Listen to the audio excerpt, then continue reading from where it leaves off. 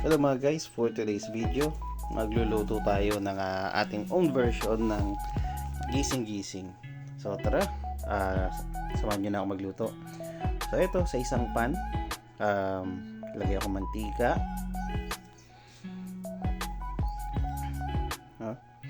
at sunod na natin ang ating luya, bawang at sibuyas.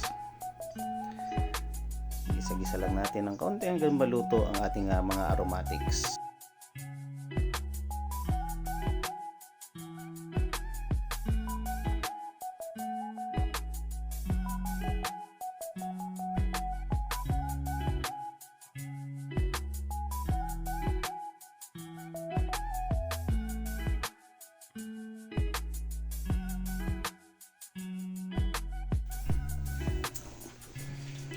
At sunod na natin ang ating bagoong. Pwede rin kayo maglagay nung luto na.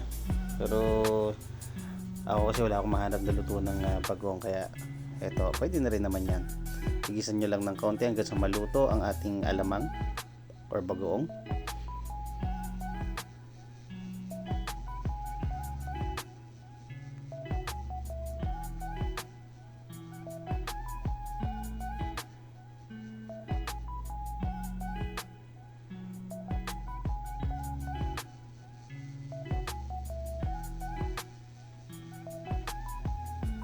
Nakaset yung ating apoy nga pala sa high flame para mas mabilis maluto at mas maging flavorful ang ating ginisa. So ayan, sunod ko na ang ating asukal. Kaya nang bahala sa tansya ninyo kung gaano karami ang gusto nyong ilagay. At paminta. Hindi na ako maglalagay ng asin dahil ang ating bagong ay may taglay ng alat, ano? Mamaya na lang natin yan sa dulo ilalagay kung sa tingin natin ay medyo maalat ba or matabang ang ating timpla.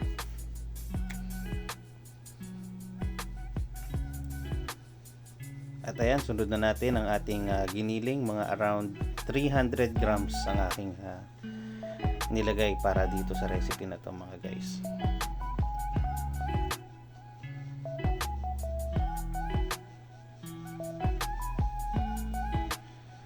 Ayan, halu-haluin lang natin hanggang matanggal yung pinkish color ng ating giniling at maging kulay brown ito.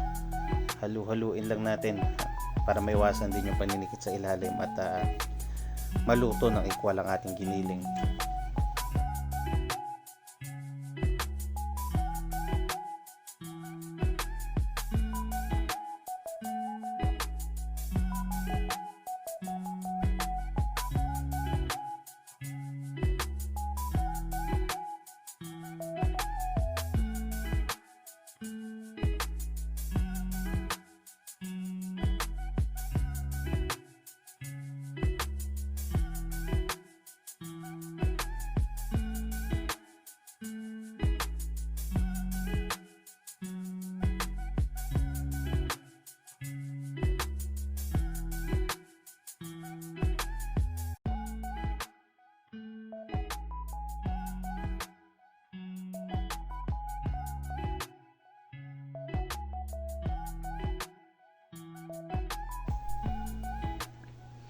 At yan, once na kulay brown na ang ating giniling, lagay na tayo ng kaunting tubig.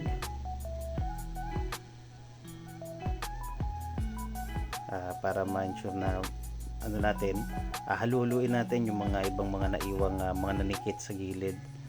Lalo kung kanina medyo nag-apoy ang ating kalan. Medyo may mga konting naiwan niya na may mga natusta. At yun ang magpapasarap dyan. At sunod na natin ang ating gata mix, ang ginataang gulay or any gata powder.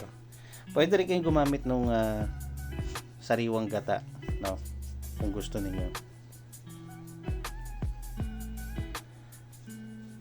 Sa akin ito lang ang ginamit ko para hindi madaling mapanis ang ating gising-gising.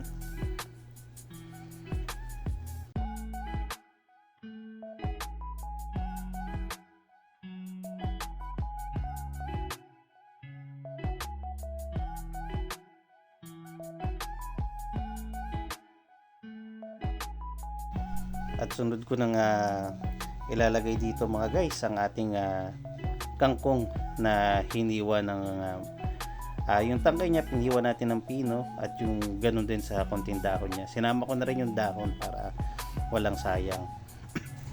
Sa ibang version ng gising-gising, gumagamit sila ng sigarilyas, Baguio beans, kaya lang para sa mga may gout na kagaya ko medyo hindi maganda, hindi healthy para sa atin na mag-take ng gano'n, kaya kangkong ang ginamit nating gulay para sa recipe na to. So ayan, nagdagdag ako ng kaunting tubig, haluin natin ng kaunti pa hanggang sa mag-mix na yung ating ginisa, no?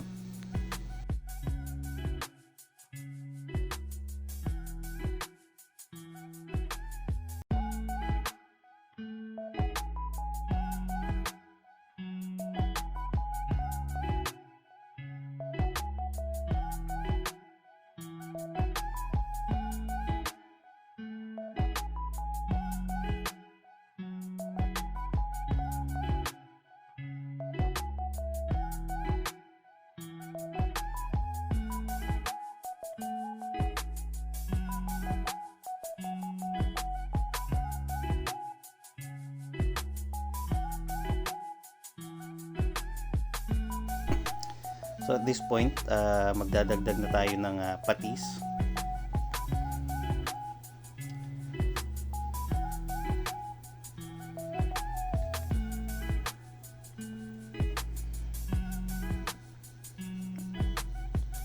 Ang adjust ng ating panlasa. At haluluin lang pa rin ng maigi, lalo't medyo masarsa yung ating recipe na to. Iwasan natin yung manikit sa ilalim yung ating mga karne at gulay. So ayan, naglagay ako ng isang buong sili. Hindi ko siya tinadtad ng pino para makain din ng mga bata ang ating gising-gising.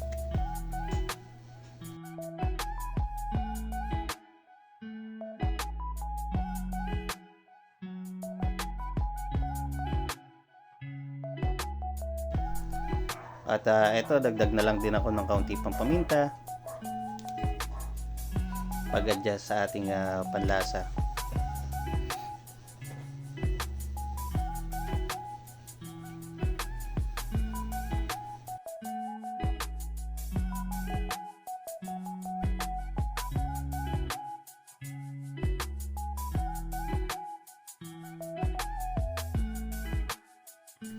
At eto ang susunod naman natin gagawin sa ating gising-gising.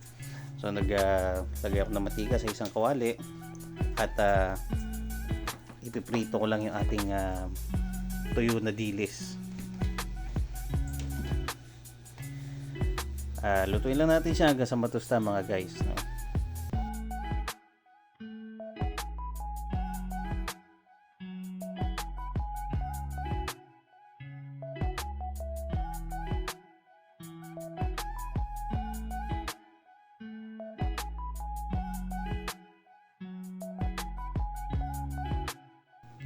At ito na nga,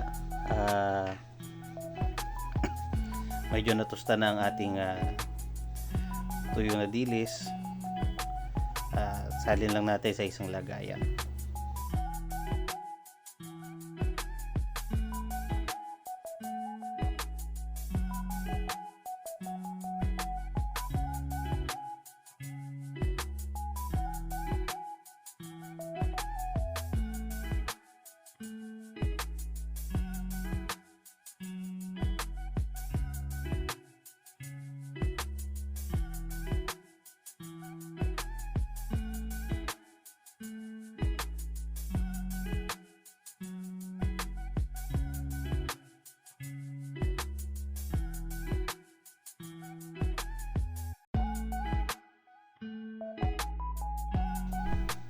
At ayun,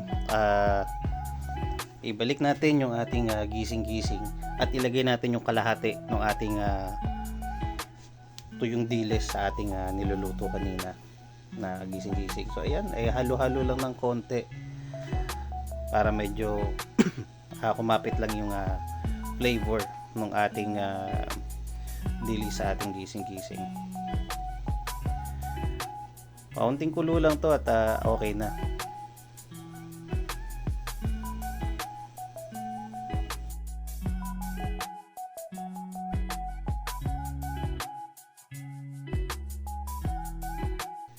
At ayan na nga po, luto na ang ating own version ng gising-gising at nilagay ko yung natira nating dilis as a topping. So maraming salamat po sa panonood. Pa-like and subscribe naman and God bless.